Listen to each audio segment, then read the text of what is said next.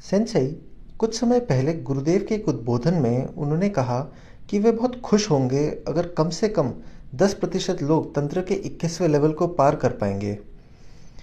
प्रश्न है कि क्या 90% लोग रह जाएंगे? गुरुदेव के इस उद्बोधन को हम कैसे समझें?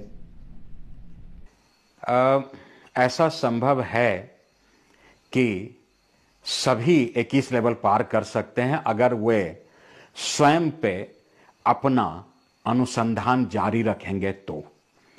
आमतौर पर होता ऐसा है कि लोग गुरुदेव की बात को यथावत एज इट इज जो वो कहना चाह रहे हैं वो नहीं समझ पाते, तो वो निराश हो जाते हैं। वह तो एक चुनौती है, वह एक प्रेरणा है कि 10%, क्योंकि 10% अपने अनुसंधान में लगा हुआ है, 10% अपने वृत्तियों का शोधन कर रहा है, 10% वर्तमान शिष्यों में अपने ऊपर बहुत कठिन परिश्रम कर रहा है। अर्थात जो जप, जो तप, जो साधना उसे मिली है, उसके अतिरिक्त वह अपने वृत्तियों पर नजर रख रहा है।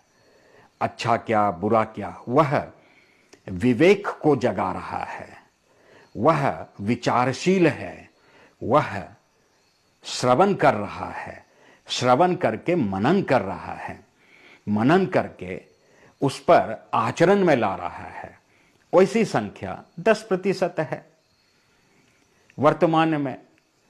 और यह तो आप सभी का कर्तव्य है कि उन 90% का कर्तव्य है कि जो 10% में आत्म अनुसंधान लोग कर पा रहे हैं, गुरुदेव को अच्छे से श्रवण कर पा रहे हैं, उनकी बातों पर मनन कर पा रहे हैं, उन पर अनुसंधान कर आचरण में ला रहे हैं, आप वैसा बन जाएं, आप उस तरह से बन जाइए।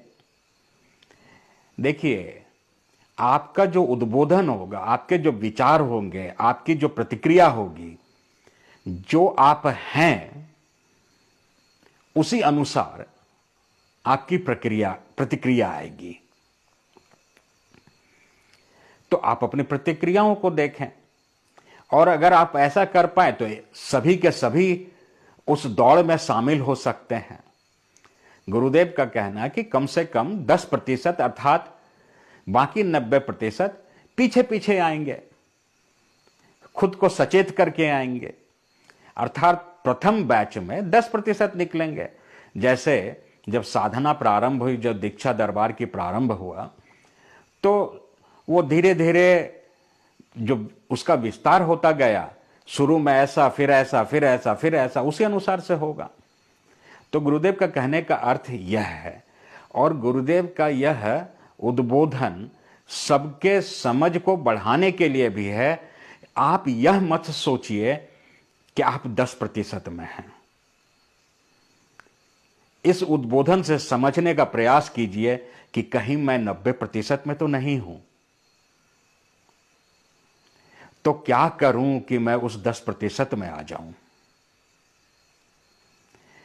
आप खुद ही देखिए, जब महाविज्ञान चैनल शुरू किया गया तो जो कमेंट्स आते थे, उनका स्तर, और उन्हीं कमेंट्स का अब जो स्तर उठा है, वह क्यों उठा, कैसे उठा? क्योंकि लोग, साधक अब और सीरियस होने लग गए, अब और समझदार होने लग गए।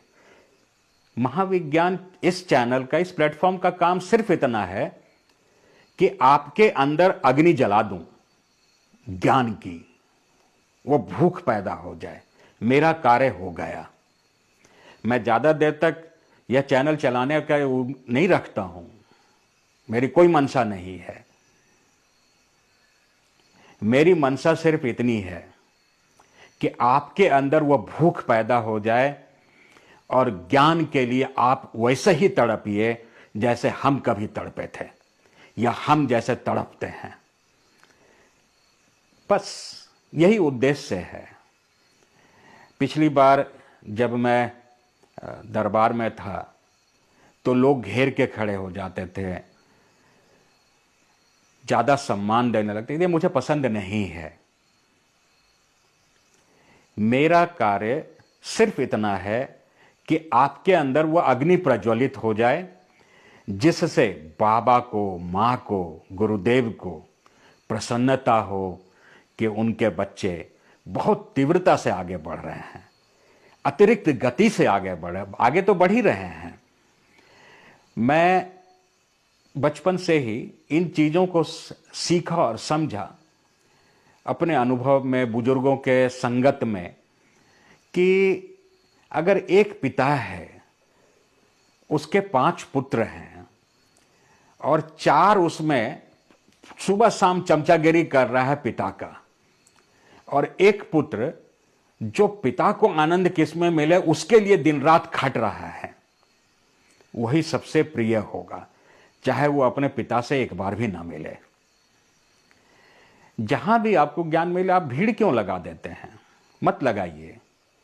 सूरज है ना, उसका ठंड का मौसम आ रहा है, आप धूप सेकते हैं, आप ऐसा तो नहीं चाहते कि जाके सीधा सूरज से चिपट जाएं। सूरज की ताप लीजिए, आनंदित रहिए।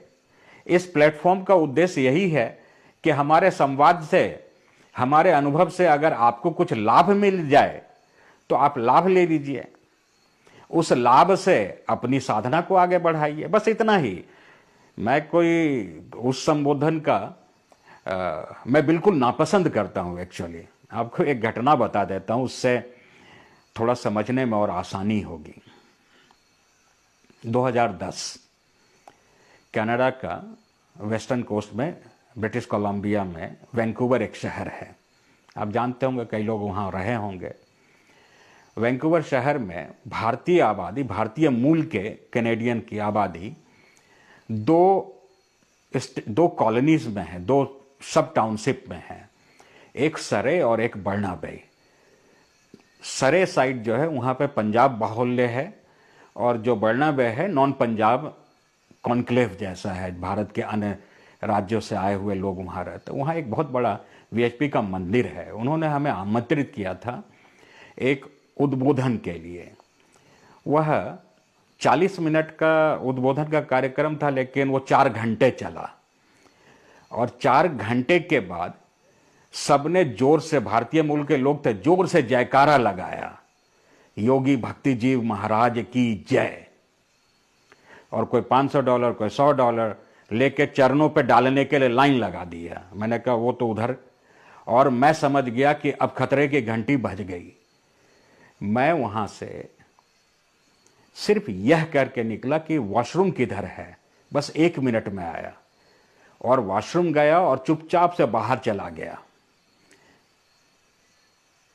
फिर वहां कभी नहीं गया, क्योंकि मैं साधक हूं, मुझे गुरु बनने की कोई इच्छा नहीं है, न कभी बनूंगा। बहुत बड़ी जिम्मेवारी होती है।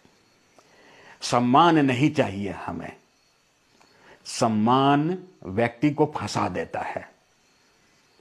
मैंने अपने 24 वर्षों के साधना काल में अनेकों बार अनेकों अच्छे महात्माओं को पाया जो सिर्फ सम्मान, अतिरिक्त सम्मान से एक कदम नीचे उतरे, और उसके बाद कदम दर कदम वो नीचे उतरते चले गए और उनका पतन हो गया।